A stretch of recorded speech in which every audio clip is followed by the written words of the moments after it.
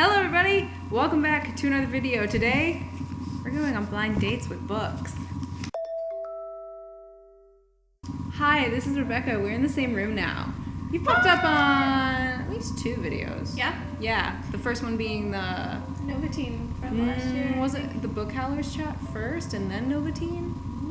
Yes. Yes. Yes, because Book Howlers we did... The whole Red Rising, like, Feelsplosion. Yeah. And then you came up, like, only like a month later? Yeah, because Novatine was this weekend last year. That's right. Yep. And then Morningstar had come out in February and destroyed us. Yep. Yeah. Yep. Still recovering from that. I'm never gonna recover from that. So yes, you're here in Richmond again this year. It's so exciting. And so we wander down into an area of Richmond that's known as Carytown, which is just kind of this street. It's known as West Cary Street. It's all like funky shops and restaurants, and it's part of an area known as Carytown / The Fan. And here in Richmond, it's labeled as the most hipster place in Virginia. It's pretty accurate. So there's a really cool bookshop there called Chop Suey Books, and they have used books. A lot of local authors and stuff will bring their things there, and they had these magical little blind date with the books. And you got something slightly different from mine, so we'll talk about the difference. So mine is just literally like a blind date with a book. This little tag tells you what genre the book is in, like you'll like this book if you like X and Y, and it says best read while. And there was one at least that had made me laugh, and I didn't get it. That said best read while drinking an entire bottle of whiskey by the fire. And I was like, if this were like, I mean, yeah, I'd do that, but not what I'm gonna do with this book. And the cool thing is it also gives you, on the back here with blind date with the book, it'll say like how it works, like how does the whole blind book thing work, and then it has a rejection policy, which I like. So rejection policy, if your date is a heartbreaker, a repeat, or a loser, you have 2 weeks to bring back your misfired love in new condition with a receipt in exchange for store credit to try again.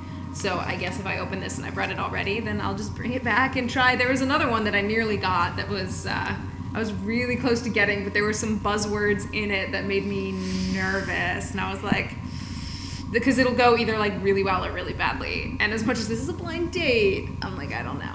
Now yours is a little different from mine. Yeah, so I did the casual encounters, which are slightly different. So these are previously loved books, or as they call them, experienced books. And the big difference with the casual encounters is may include adult content, and are for fun times only. So for them, it just says looking for a one-night stand or a previously loved book. Obviously, who isn't? By looking at the books below, you confirm that you are a mature bibliophile and understand these books may include adult content. And then if you have an awful encounter, you can return the store for credit.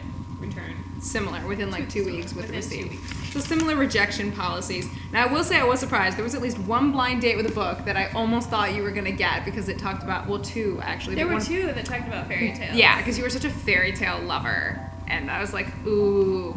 And the other one I know with mine said it was a fiction book, and it said it was good for fans of The Song of Achilles, which I love, and like American Gods, which I also love. But the buzzwords, it was talking about like searching for a partner, and like it's not easy being like a demigod, and I'm like, that can end really well or really poorly.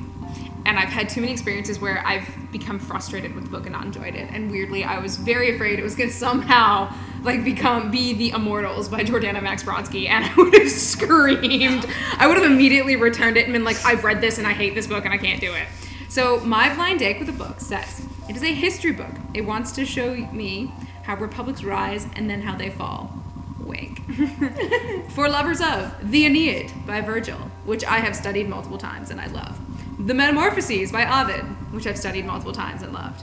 And Ridley Scott's Gladiator, which I've watched multiple times and love, even while acknowledging how historically bullshit it is. It says best read while planning your dream vacation to the Pantheon, been there and love it, or reading the erotic poems of Catullus, which, yeah, he's naughty, he's a bit cheeky. And my favorite story ever with Catullus though. So my 4th year studying Latin, we were in AP Latin, it was called poetry, so we studied both Catullus and Ovid. When we were reading Catullus, we were in small groups translating one of his poems, and he was talking about, turns out, like having fun with a male friend of his on tablets, like they were writing like cheeky stuff to each other and like being fun. We mistranslated tablets as tables, so we're like, they're having fun on tables, are they? And like when we had to start translating and we were translating to the teacher, we were all supposed to speak aloud and just like give her the translation orally, and we were all just like, and she's looking around at us so confused, and we're like, and then when she's like, guys, they're playing around on tablets, you watched everyone go, oh, that was tablets? Our bad. Bookatellis is very fun. So shall we? I think we need to find out now. We've resisted. You go with yours, and then I'll do mine. I'm gonna find out who my blind date is. The string kind of accidentally came undone while I was carrying it. I'm just a real fan of this idea. It's a history book though, so it's nonfiction. I probably haven't read it. Even though I read a lot of ancient Roman. I have actually read this one. I have actually read this. Do you own it? I don't own it, so actually I will keep it. So this is SPQR, A History of Ancient Rome by Mary Beard. And I have read this. I listened to it. And it was a good listen. It's pretty much a really good brief overview of ancient Rome.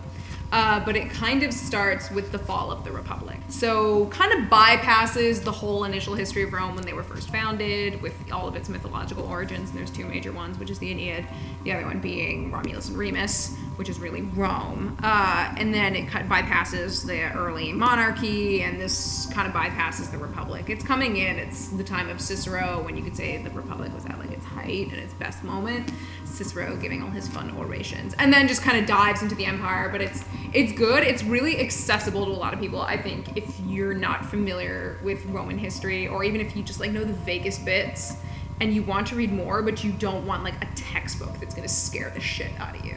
Like this is a good one to go into. Like for me, it's easy light reading, and I can easily go reread it because for me this is fun history, and it's also kind of shiny.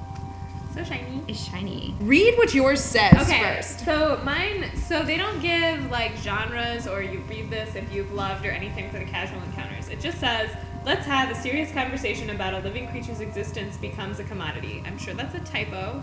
So I think it's like when a living creature's existence becomes a commodity or something like that. And then it says, hope you don't get seasick easy. So, my guesses are, this is either like a non-fiction about the slave trade, but it does say a creature's existence, so then I'm like, I don't know, this could be like a King Kong story. Either way, I'm assuming someone is in chains aboard a ship. I mean, let's see. Yeah. I'm very curious. I have no idea, I don't know what genre. Well, because I was trying to think of fiction, and I couldn't really think of anything that like gave me a good idea of that. And it's not that big, it's pretty slim. Yeah, but it is a hardcover. No, it's not. Oh. Is it? I don't know. It feels pretty hard. Is it? It's not a hardcover. It is Tuna! Love, Death, and Mercury. What? That's hilarious. If that's about, and really unexpected. Okay, so famed marine researcher and illustrator Richard Ellis brings us a work of scientific achievement that will forever change the way we think about fish, fishing, and the dangers inherent in the seafood we eat.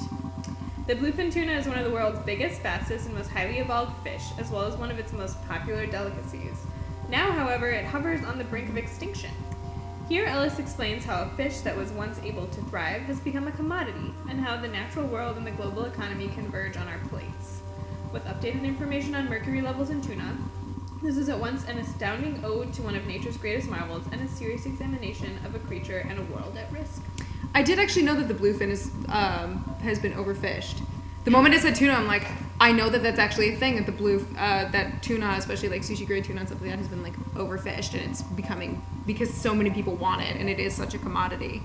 That's really interesting. Don't you like not eat shrimp or like?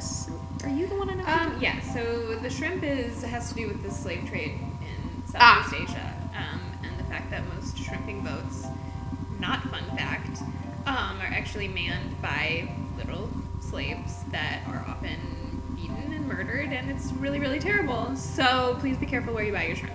But this is interesting. I do eat a lot of fish, and so I've been doing actually some research on mercury levels and basically what like fish farming has done and blah blah blah. So this is that's oddly prescient to what you've been reading. And it's literally, I had no idea.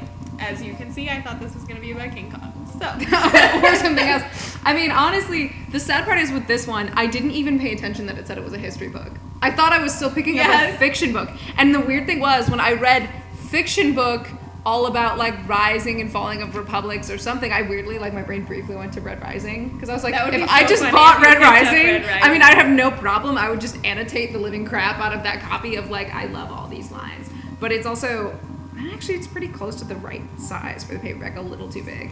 But I mean, I'm not actually annoyed that I have a book that I've already read because I read it a while ago. I probably read it like a year ago. So I could very reasonably go reread this and be perfectly happy because classical history is my thing. We both ended up with nonfiction, which is funny because we tend to read so much fiction. Yeah. Well, for you, you know, you should have known. 'Cause it said history. I was dumb. You know what? It's because the other one said it was a fiction book, and I didn't. And like I was like conflating the Yep. two signs in my head. I'm still curious what the other one was, but I'm not curious enough to buy it. Yeah. Like, I'm not. I'm too like, I'll get burned by this fiction book, and I don't wanna. I'll be curious to hear what you think on Tuna. I feel this is not going to be a very casual encounter, but you know. No. Pretty heavy stuff. Yeah. I mean, it isn't that long though. It's like maybe 200 credits. 300. Oh, okay. About 300. I don't know. Most of this is. Footnotes and annotations. That's a good sign though. There's a lot of 304 pages. good. Well, I mean, when it has a ton of references, that's a good sign. Yeah. Like, I don't know how many references this has. Is there mercury in tuna? Well. Well, yeah. But yeah, that's it. All right. We've gone on. Well, we're sort of gonna go on. I guess I sort of went on a blind date. You went on a blind date. And Realized I knew my date. Ended up being someone you know. I don't think that could ever happen in reality. That'd be like. Yeah, no. No. Not I mean, that would be really funny, but. Not with social media and like Yeah, modern day. it's too Yeah. hard. But you get to go on a blind date. I do.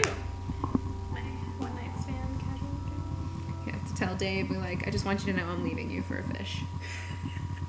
All right. All right. I think it's time to go read and do other things. Yeah. Cheers.